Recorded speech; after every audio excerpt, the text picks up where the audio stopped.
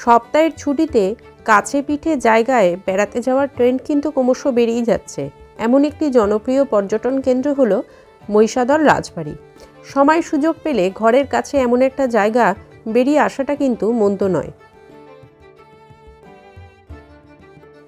একাধিক রাজবাড়ি এখন পর্যটন কেন্দ্রে পরিণত হয়েছে। ইটাচুনা রাজবাড়ি, বাওয়ালি রাজবাড়ি থেকে শুরু করে এই মহিষাদল রাজবাড়ি সবই বেশ জনপ্রিয় হয়ে উঠেছে। এখানে রাজকীয় মেজাজে পর্যটকদের থাকার সব বন্দোবস্ত কিন্তু করা হয়েছে। প্রাচীন আমলের দরদালান থেকে শুরু করে রাজার সেই পালঙ্ক, সেই আদলেই সাজানো হয়েছে পর্যটকদের ঘরগুলি। তার সঙ্গে খাবারের আয়োজন তো আছেই। শ্বেতপাথরের টেবিলে কাঁসার থালা বাসনে খেতে মন্দ লাগবে না। সকাল ৮টার সময় বেরোনোর পরে ১২টার মধ্যেই আমরা পৌঁছে গেছিলাম এই মহিষাদল রাজবাড়িতে। থাকার কোনো পরিকল্পনা আমাদের ছিল না, শুধু জায়গাটাকে দেখার ইচ্ছা ছিল। সব রাজবাড়িরই একটা নিজস্ব ইতিহাস আছে, মহিষাদল রাজবাড়িও তার ব্যতিক্রম নয়। সেই ছোট্ট ইতিহাসটাই আজকে তোমাদের সামনে তুলে ধরব। ষষ্ঠদশ শতকে জনার্দন উপাধ্যায় প্রথম এই রাজবাড়িটি তৈরি করেছিলেন। ক্রমে বংশ পরম্পরায় সেই প্রাসাদ ধীরে ধীরে বড় হতে শুরু করে। আমরা ঢুকছি মহিষাদল রাজবাড়ি।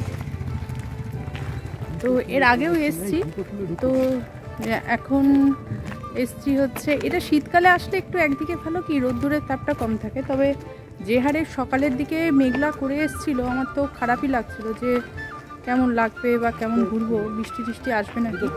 কিন্তু এখন ওয়েদারটা বুঝতেই পারছো মুখের এক্সপ্রেশনে যে রোদ্দুরটা উঠেছে ভালোভাবে। তো আমার ভাবতে ভারী অবাক লাগে, কত পুরনো ইতিহাস আজকে আমাদের চোখের সামনে বুঝতে পাচ্ছি, অনুভব করতে পারছি, কিন্তু তাদেরকে আমরা দেখতে পাচ্ছি না। তো যাই হোক, সেই অনুভবের সাথেই রাজবাড়ির ভেতরে প্রবেশ করলাম।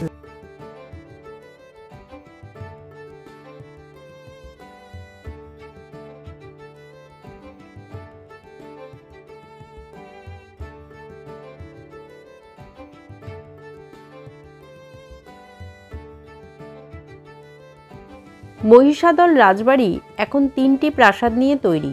প্রথম প্রাসাদের নাম রঙ্গি বসান, দ্বিতীয়টির নাম লালকুঠি এবং তৃতীয়টি ফুলবাগ। তবে সব রাজবাড়িতে পর্যটকদের কিন্তু প্রবেশাধিকার নেই, কেবলমাত্র ফুলবাগেই পর্যটকরা থাকতে দেওয়া হয়। সেই ফুলবাগই একদিনে দেখে শেষ করতে পারা কিন্তু অসম্ভব।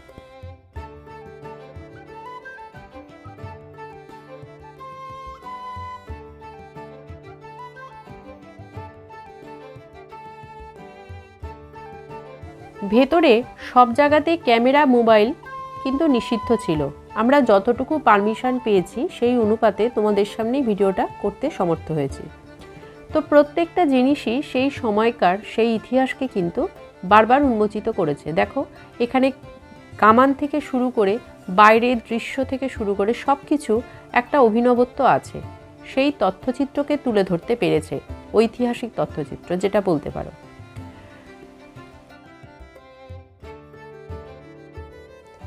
এমনিতেই প্রাসাদ, তার একটা আলাদা আভিজাত্য তো রয়েছেই।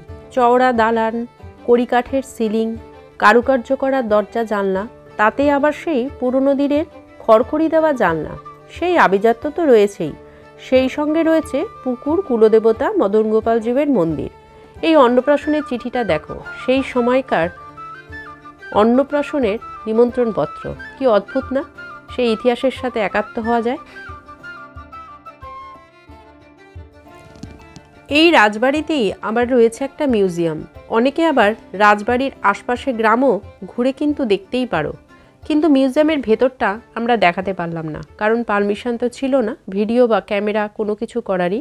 আর এই জায়গাটা দেখো, এখানটা খেলাধুলা করা হতো, টেবিল টেনিস বা যাবতীয়। বাচ্চাদের দোলনা,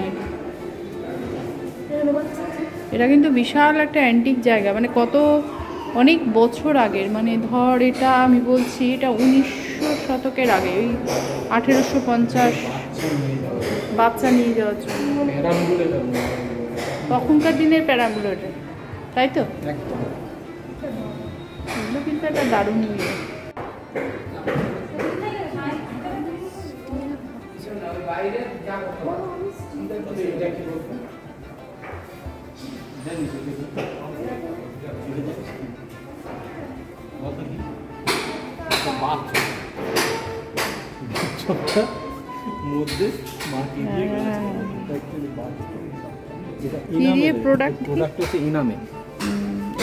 এগুলো থালাবাটি হয়।